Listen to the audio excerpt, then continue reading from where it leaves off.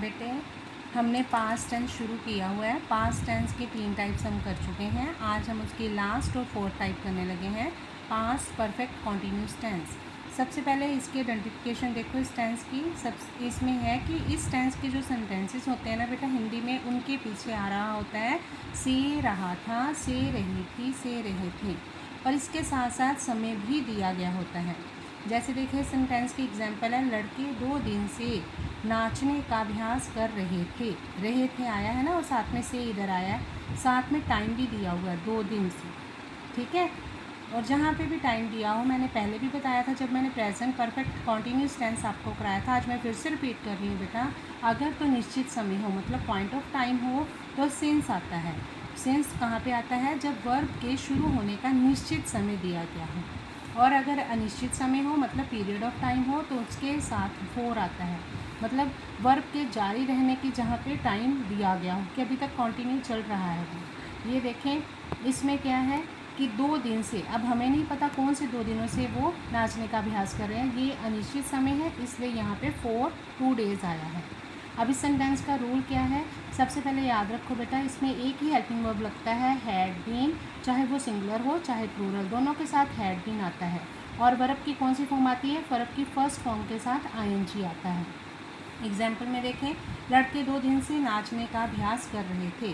The boys क्या है? Plural है, उसके साथ क्या आया है? हैड बीन, और उसके साथ प्रैक्टिस वर्ब की फर्स्ट फॉर्म थी, उसके साथ आईएनजी, प्रैक्टिसिंग, ठीक है। डांस फॉर 2 डेज़, फिर से मैं बोल रही हूँ कि अनिश्चित समय था इसलिए 4 लगा है 2 डेज़ के साथ। सेकेंड एग्जाम्पल देखें, हम जम्मू में 1998 से रह रहे थे, फिर से रहे थे, जिससे हमें ये पता चल गया कि ये टेंस पास्ट परफेक्ट है।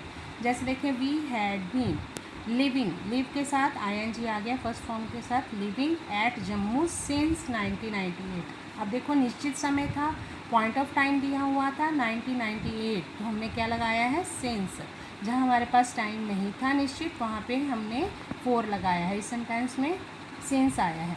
नेगेटिव हो तो क्या लगना है? Helping verb had not been. याद रखना बेटे, हैड बीन नॉट नहीं आना, हैड फिर नॉट आएगा फिर बीन आएगा, प्लस वर्ब की वर्ब फॉर्म और प्लस आईएनजी, वैसे ही चलेगा। जैसे देखिए, वह 2 घंटे से नकल नहीं कर रहा था, ठीक है, रहा था आ गया, से भी आ गया, टाइम भी आ गया, तो जिससे हमें ये पता चल गया कि ये टेंस कौन सा है? पास्ट परफेक्ट कॉन्टीन्यूस टेंस है। देखें, ही हैड नॉट बीन, देखो फिर से मैं बोल रही हूँ, नॉट बीच में आएगा, हैड और बीन के बीच में, had not been, copy verb की फर्स्ट फॉर्म थी, उसके साथ आईएनजी आ गया, कॉपिंग फॉर 2 आवर्स, फिर से हमें नहीं पता कौन से 2 घंटों की बात हो रही है, तो अनिश्चित समय है, 4 लगा है, देखा। आगे आ गया इंटेरोगेटिव सेंटेंस। इंटेरोगेटिव सेंटेंस में सबसे पहले हेल्पिंग वर्ब आता है। बार बार बताया गया आपको कि सेंटेंस शुरू ही हेल्पिंग वर्ब से होता है, प्लस फिर आएगा सब्जेक्ट, फिर आएगा बीन, फिर वर्ब की फर्स्ट फॉर्म, फिर आईएनजी, फिर ऑब्जेक्ट, और लास्ट में आएगा क्वेश्चन मार्क। जैसे देखिए एग्जाम्पल है इसकी, क्या लड़के 10 बजे से भाग रहे थे, से भी आ गया, रहे थे भी आ गया, और फिर टाइम भी आ गया, तो क्या पता चला? ये पास्ट परफेक्ट कॉन्टीन्यूस टेंस है।